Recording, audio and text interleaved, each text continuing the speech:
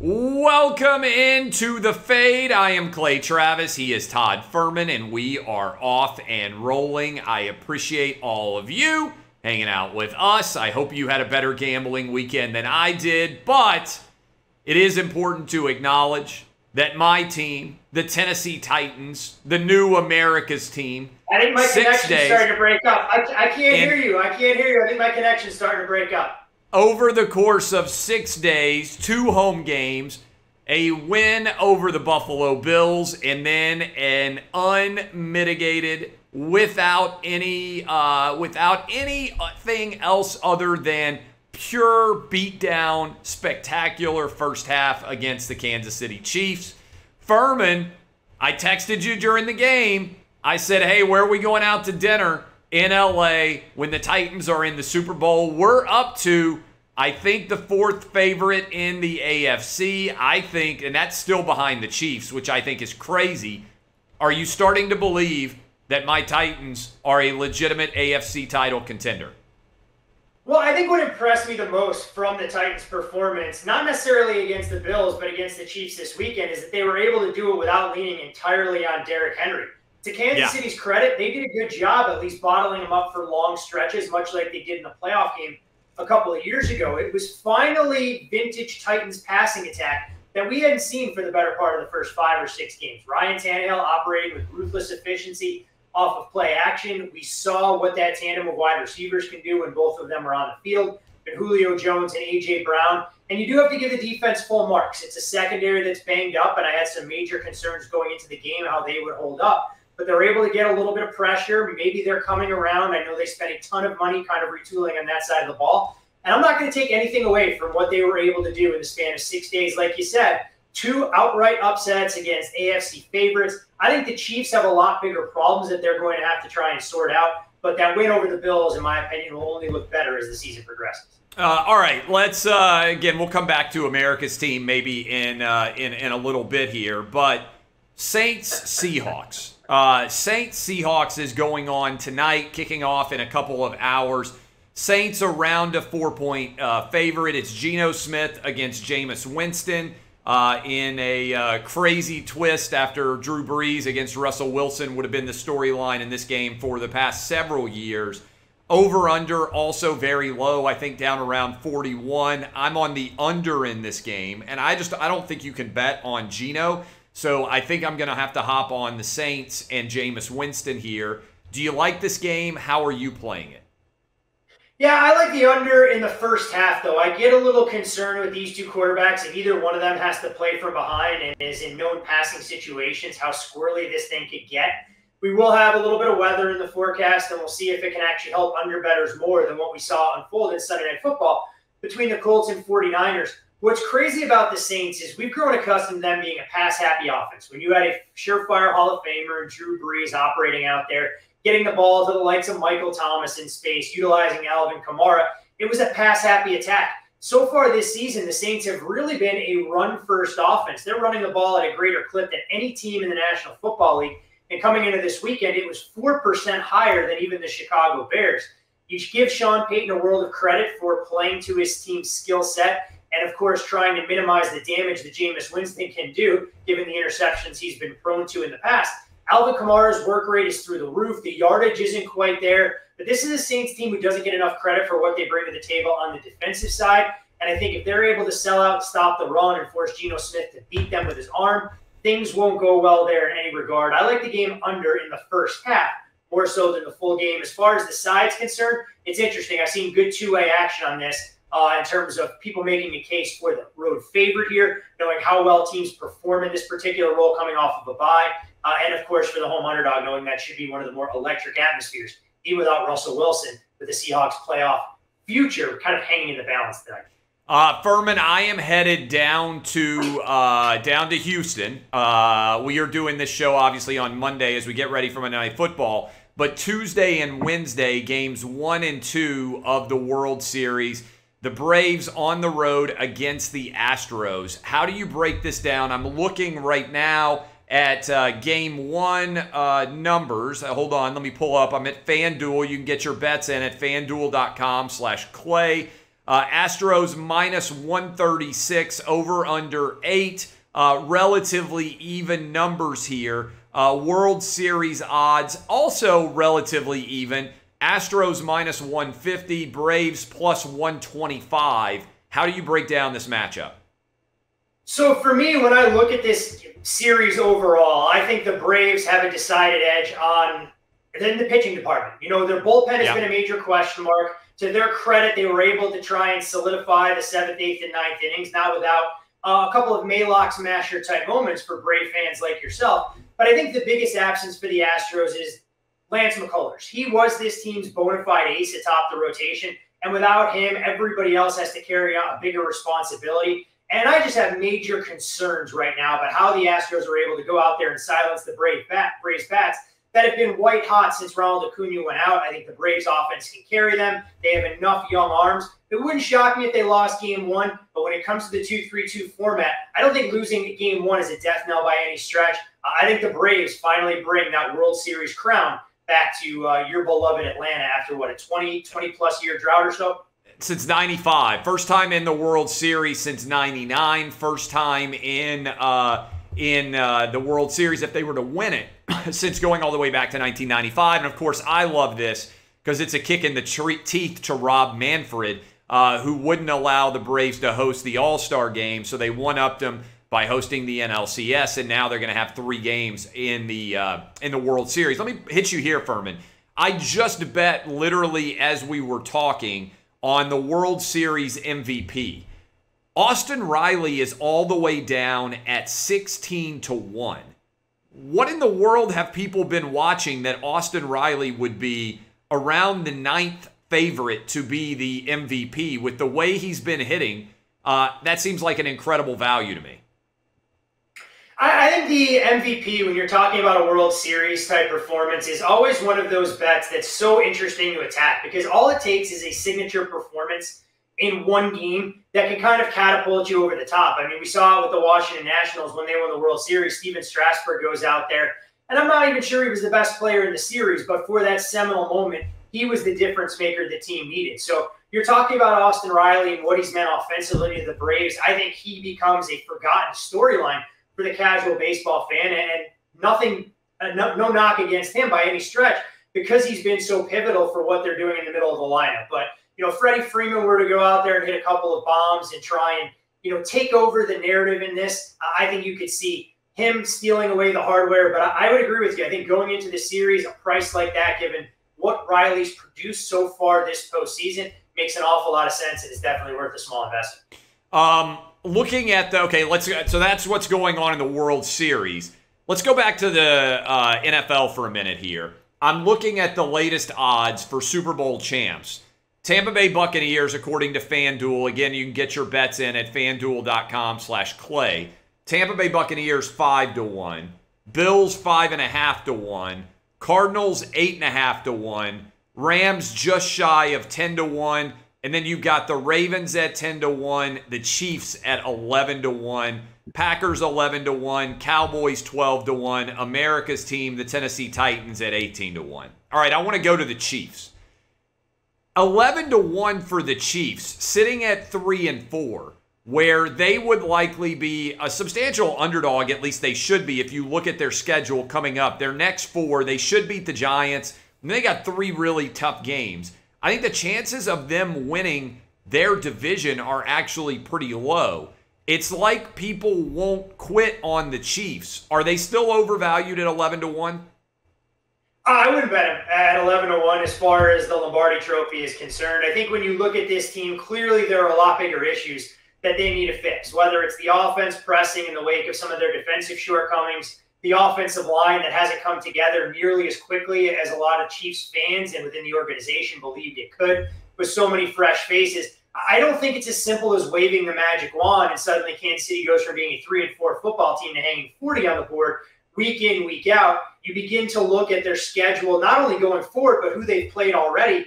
I mean, where's the marquee victory anywhere that Kansas City has been able to accomplish? I guess it's the Browns week 1, a game they were fortunate to win. You take care of business on the road against a beleaguered Washington football team. You do so against Philadelphia. I mean, those aren't the kind of wins that you expect from a Super Bowl contender. But the one thing, and we talk about it all the time when it comes to the future book, there's no incentive for books to really rapidly drop Kansas City down, because if they were to go to, say, 20, 25, maybe even 30-1, the liability going to a Patrick Mahomes-led team with Andy Reid on the sidelines would get ratcheted up pretty quickly. So rather than completely discarding them, you're going to see them inch down gradually. But you bring up an excellent point, talking about how much more difficult the road is to getting to Los Angeles to play in the Super Bowl for the third straight year when you're not the division champ and you have to go out on the road to potentially the likes of Western New York and take on the Bills. We'll see who emerges atop the heap in the AFC North.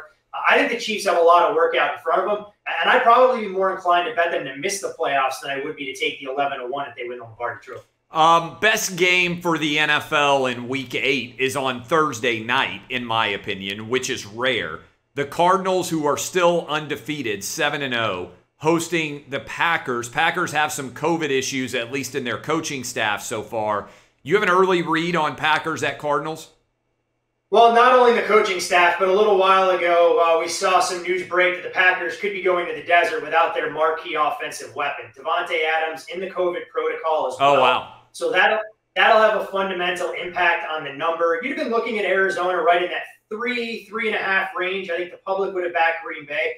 But I wouldn't be surprised to see this number inch much closer to a touchdown, along with a total that'll come down if he's unable to clear. And, of course, this is a Green Bay offense where everything runs through Aaron Rodgers and, of course, Devontae Adams. They have some other difference makers out there, but I think you start to see a more run-heavy attack and lean on A.J. Dillon and Aaron Jones, and you see if other players can step up.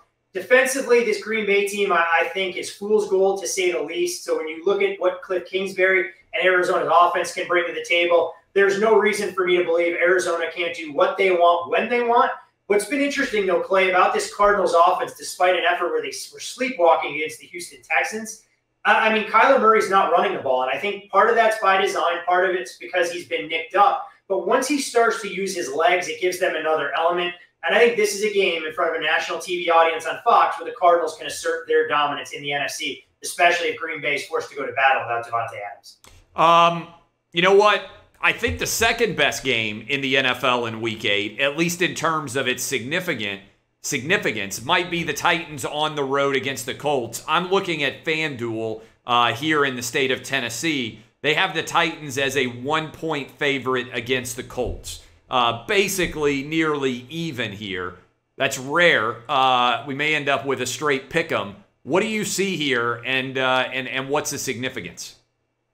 I think this is the kind of spot where the Titans have historically let you and the rest of the fan base down when you're ready to anoint them, AFC co-favorites or thereabouts. And you would expect a little bit of a letdown here after the two big home games against the Bills, against the Kansas City Chiefs, the home win earlier this year against the Colts. And for all intents and purposes, the Colts kind of kept their season on life support with the win in the rain against San Francisco last night. I think they're going to have to kind of run back a very similar effort here against the Tennessee Titans.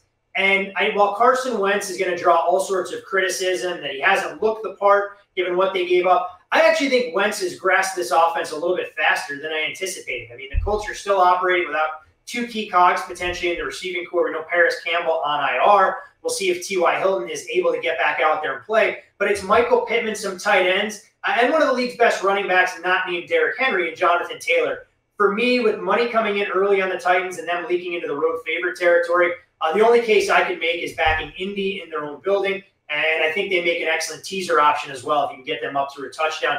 I think you're right. This is one of the games that's going to have one of the biggest impacts as far as the NFL slate, because if the Titans end up sweeping the season series against the Colts, given where they are now, I mean, they can coast to a division crown, even with their schedule getting a little bit more difficult in the middle before it really softens up, I think, weeks 14 through 18. Yeah, actually, the Titans, I believe, only have two more teams with winning records on their schedule right now. Now, obviously, things can change about that. The Rams at LA is going to be a very tough game. They play the Saints. We'll see how the Saints do tonight. But I believe those are the only two teams with winning records the Titans have left on their schedule in the final 10 weeks. We'll see whether that remains consistent. Any other early Week 8 NFL action that's got your attention? Yeah, I think the Sunday Night Football game is fascinating. When you look at the Dallas Cowboys, clearly they've overachieved early on in the season. Dak Prescott showing no side effects of that gruesome leg injury a season ago. Ezekiel Elliott, I mean, people were ripping him when he came into Hard Knocks and going, yeah, he may be slimmer, he may be trimmer, let's see what we're going to get. And, of course, after week 1 when the Cowboys didn't use him, I think there were fantasy owners everywhere that wanted to cut bait. But this is a team that's dynamic offensively. Dan Quinn has actually had a positive impact on the defense. You're seeing Trevon Diggs' odds extremely short for Defensive Player of the Year, given what he's meant in that defensive backfield. But this is also a Vikings team that, despite their 3-3 record, a little bit of luck and they beat Arizona on the road, a little bit of luck and they take care of the Cincinnati Bengals. I think this Vikings team is going to be up for the challenge. And while Kirk Cousins hasn't exactly performed all that well historically in games of this magnitude, I think the Vikings are going to be live underdogs on Sunday night. I think their defense will provide a little bit of a test. And it's actually the first living, breathing offense that the Cowboys will face, arguably since their trip out to Los Angeles to take on the Chargers. Let's go to college football here for a moment. It was kind of, other than, I guess, Oregon surviving UCLA and Penn State losing to Illinois, a blah week in terms of its overall long-term impact. I want to hit you with several games that stand out to me as being particularly significant. I've got 5 here, and I'm going to run through them and see what early read you have on them. Michigan, 3.5-point favorite at Michigan State. Surprising Spartans under Mel Tucker are 7-0. Jim Harbaugh's team also undefeated. The Wolverines, a little bit over a field goal road favorite. Your early read on the battle for Michigan. I mean, you hate to say it, but this is the kind of game, Clay, that doesn't Coach Harbaugh have to win. I know It's not Ohio State, but you're undefeated. It's an in-state rival. Nobody expected either of these teams, honestly, to be this good or unblemished as you go into Halloween weekend. But here we are. Cade McNamara and company, he leans on a talented ground game. It's ground and pound for Michigan just the way Coach Harbaugh likes it. Play a little defense. Meanwhile, Michigan State comes in off the bye. Kenneth Walker going to be an absolute force for Michigan to contend with. But you do begin to wonder if Indiana was able to establish a little bit of a blueprint for how you slow down Walker, how you're able to keep Peyton Thorne and his talented tandem of wide receivers in check. I look at this total, and I actually think that's the best market to attack. I like it under the total. I don't think either of these teams are going to go out there and hit a ton of big plays. I think it's the first team to 27. And I actually lean Michigan in this spot, laying the points on the road in East Lansing. I've been reluctant to buy into what Mel Tucker's done. No discrediting this by any stretch of the imagination. But I think it's Michigan or pass. But my favorite investment here would be going under the total. All right, I'm going to be down at the cocktail party. Fun weekend of action. World Series that had Sunday, great game for the Titans to whip the Chiefs, as we talked about earlier, the new America's team, the Tennessee Titans. I'm going to be down at the World Series Tuesday, Wednesday, then bouncing down to Jacksonville. Georgia right now, a 13.5-point favorite against the Gators. Maybe the last team on Georgia's schedule that has any hope of providing any sort of significant challenge at all. What happens? What does this line tell you? It tells me that Florida's got more than a puncher's chance in this particular spot. You're right. Georgia wins this game. You may as well already roll out the red carpet, welcome them to Atlanta for a head-to-head matchup, most likely with Alabama, for the SEC championship game. And that one probably loses a little bit of luster because if Georgia were to go in there unbeaten, I think they could lose to Alabama and still find their way into the college football playoff. But here comes Florida looking to try and salvage their season. Quarterback questions aplenty. Will it be Anthony Richardson taking the majority of the snaps? Will it be Emory Jones? What do we think Florida's game plan is going to look like? And more importantly, can they hold up defensively? Because when you go through what Georgia's played so far this year, yes, the Arkansas game was theoretically a challenge. The Kentucky game wasn't nearly as close as that final score indicated. But I would think Florida can provide a slightly more balanced attack. I'm mildly surprised as well. This total has inched up from 50 out to 51, which is uncharacteristic for where we've seen Georgia games. But I think the big question here, if you're looking to lay the 14 with Georgia, will we finally get a JT Daniels sighting out there? Because this may be a game where Georgia has to be more balanced. And it's not taking anything away from what Stetson Bennett has accomplished, but he is a game manager out there, mainly to hand the ball off, operate off of play action, and hit a few big plays over the top. I lean towards the Gators plus 14, but nothing to really get involved with right now. I think it's going to be a great football game, and we can only hope it's competitive from start to finish, that we get to see this Georgia Bulldogs team, who's rarely been pushed, tested deep into the fourth quarter. Kentucky, this one kind of surprised me. I was looking to be on State, but I was hoping I'd be getting some points. Right now, as we're talking on Monday evening, afternoon, Kentucky is an underdog on the road at Mississippi State. The Bulldogs, a half-point or a point favorite, depending on where you are looking. Does that surprise you? What does it tell you about odds makers' belief in the Kentucky Wildcats? I think it speaks volumes about, honestly, where both of these teams are so far this season. I mean, Kentucky, we know what they want to do. They want to establish the ground game. They want to hand the ball off to Chris Rodriguez 25 to 30 times, shorten the contest, and lead on a defense that's probably exceeded my expectations from where I thought they'd be coming into the year. Meanwhile, Mississippi State, they'll spread you out. We'll get a ton of tunnel screens and everything else that Mike Leach has made famous at all of his stops along the way. But I look at Mississippi State defensively, and I actually think this is where they have a little bit of a strength that doesn't get nearly the credit it deserves. Yes, they've been deficient against the pass. We saw Alabama carve them up to the tune of 49 points.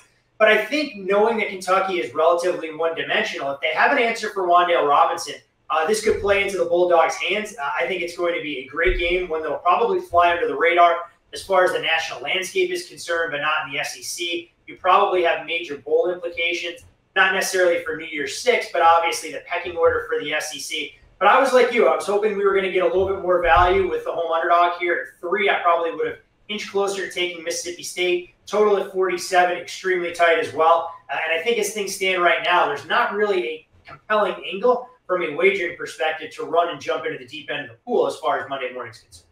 All right, couple more here. Ole Miss at Auburn. You got Auburn out to a 2.5-point favorite. That would be a big win for Brian Harsin in year 1. Also would allow Auburn potentially to make a claim to being the third best team in the SEC. We know Alabama, we know Georgia. If Auburn were able to knock Ole Miss off, that would be a pretty solid win for them. Matt Corral has been phenomenal the past 2 weeks, almost single-handedly won the game on the road against Tennessee, took over in the second half against LSU. What happens on the Plains on Saturday? I think it's an interesting game for a lot of the reasons you outlined. When you're talking about a first-year head coach coming into unfamiliar territory, can you get that season-defining win? And Auburn's going to have plenty of opportunities down the stretch. If it's not Ole Miss here, maybe it comes in the Iron Bowl or another game or two that they still have in front of them. The win against LSU on the road doesn't carry nearly the cachet now, as we know the turmoil that the Tigers have dealt with on that side. But you look at Ole Miss, and you begin to wonder what this team has left in the tank after a couple of emotional games. Matt Corral was banged up going into the LSU contest. They got down early, and then their offense started to get going. But the strength of this Auburn defense has been their front four. If they're able to make Ole Miss at least relatively one-dimensional and get after Matt Corral, I think it's going to set up nicely for what this Auburn team can do. Meanwhile, Ole Miss, we know their defensive philosophy is all about keeping the ball in front of them and using relatively light defensive lines so they can have 4 or 5 defensive backs rally to the ball. Against Auburn, they're going to have to try and adjust their philosophy because Auburn's going to come at you with both of their running backs. They're going to use Bo Nix's legs. And I'm not at all surprised to see this number on the move from where it opened at FanDuel at -1 out to 2.5. I think you could even see it start to flirt with 3 at a lot of shops throughout the course of the week. In my opinion, it's Auburn or pass. I've made some of the speculation that Auburn could have been down a couple of cogs. It looks like if there are any suspensions coming down in the Plains, it won't be any truly impactful players in the starting 11 on either the offensive or defensive side. All right, last question. This game looked like it was going to be a really big one. Then Penn State went out and lost in that crazy 9 overtime game. Although, Furman, as I was watching, I was thinking, hey, the over-under, maybe you don't need as much insurance as you have in past years, right? Because when you're only going for 2, that's hard to stack up as many points in the overtime. Penn State now out to I believe it's 18.5-point road underdog. Ohio State quietly has been playing phenomenally well, and they are an 18.5-point favorite as I look at it right now. That's a big number, but Penn State looked pretty mediocre at best. How do you see this one breaking down? In your mind, is Penn State basically done as a Big Ten East competitor? They have to win this one in order to stay involved. Yeah, one question before we break this game down, because I know you love to be the rules czar and try and overhaul things from an entertainment standpoint. Does Clay Travis give the college football third overtime 2-point shootout rule a stamp of approval? I thought it was extremely entertaining to watch, but mainly because Illinois and Penn State were both so inept with the plays that they elected to run in those particular situations. Yeah, and I feel like, not that starting at the 25-yard line and requiring a team to drive in is particularly reflective of overall team talent, but I feel like random two-point conversion attempts are very, very arbitrary, right? Like, for better or worse, if you start at the 25, you might have to kick a field goal. There are lots of different defensive decisions that you have to make. Offense has virtually the entire playbook open to them. When you're trying a two-point conversion play from the 3, it feels like it's going to create far more arbitrariness, if that's the right way to describe it, because you limit the overall number of plays, which limits the overall outcome. If I'm the underdog, I think I probably like it more because it takes the kicking game out. A lot of times the better team has the better kicker in general. It takes away your substitution patterns because most of the time on a two-point conversion, it's not like you're having to change the players that you put on the field. And I think it rewards the team that's offensively more ingenuitive because most teams don't have that many two-point plays, but basically you're just running goal line offense, right? So I thought it was fun to watch, but it felt like, say, a tie break in tennis as opposed to having to win games when you just play to 7 points. Does that make sense? Yeah, I get where you're going with it. And I think the word you were trying to get after was variance with that kind of situation, turning it into a two-point shootout there. I can understand why college football went this way, knowing that some of these defenses are on the field for upwards. They're trying to limit snaps. It's clearly about player safety.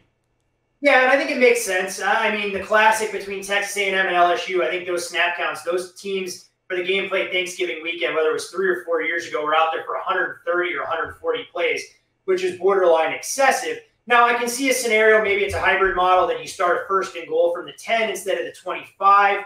But I figured you were really going to advocate for your offensive linemen kicking field goals, backing them up in 5-yard increments. That's what should going happen. To the 10 to try and be able to make that happen. I figured that's where Clay Travis. No rush. No, let me explain. Let me explain my theory here. All right. This is, I think, a brilliant idea.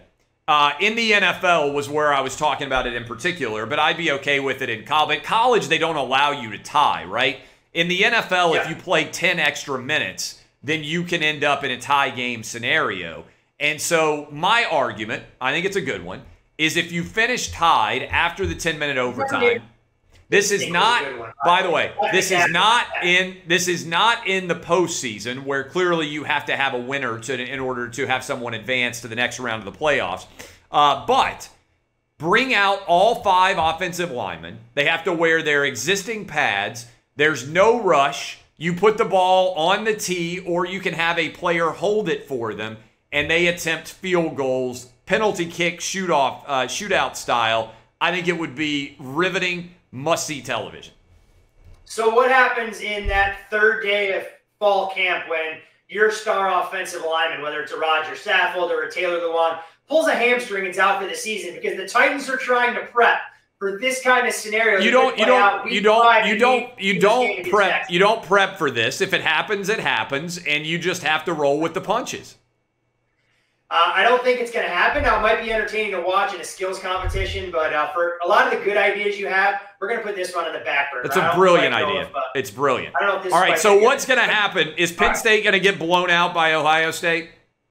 I mean, unless their offense figures things out. I mean, that was pathetic offensively. You had 2 weeks to prepare, and I know Sean Clifford was touch and go throughout the course of the build-up to the game as potentially being the Lions' starting quarterback. But you got to do a little bit more on the offensive side against a Fighting Illini team that's really offered very little resistance against all of their opponents. But what might be worse is that the strength of this Penn State team has been their defense, and they gave up more than 300 yards rushing to Illinois after Brett Bielema challenged his offensive line to be better. So clearly some of the luster off of this game in the wake of Penn State losing in Iowa City and then following it up with a loss in Happy Valley, like you said, is more than a 3-touchdown favorite against Illinois.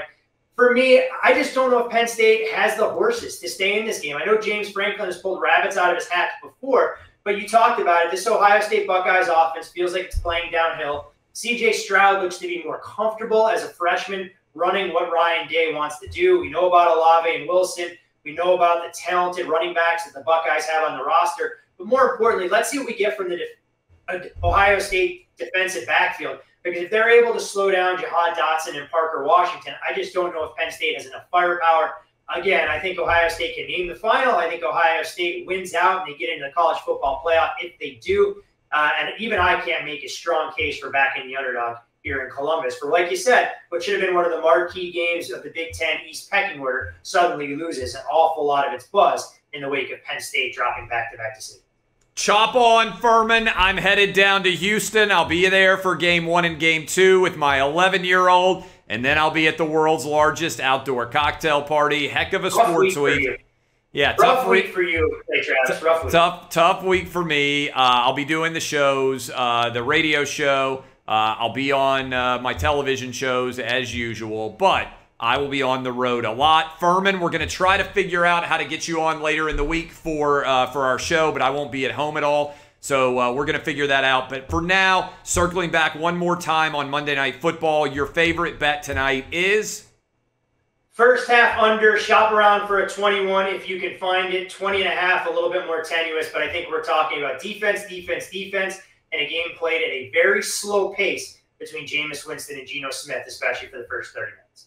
Awesome. Appreciate it, my man. I'll talk to you again soon. Always a pleasure, my friend. Safe travels and wish Link my best. I will not be rooting against the Braves this time around. I actually dislike the Astros a hell of a lot more. Go Braves. I'm Clay Travis. He's Todd Furman. Get your bets in. FanDuel.com/Clay. This has been The Fade.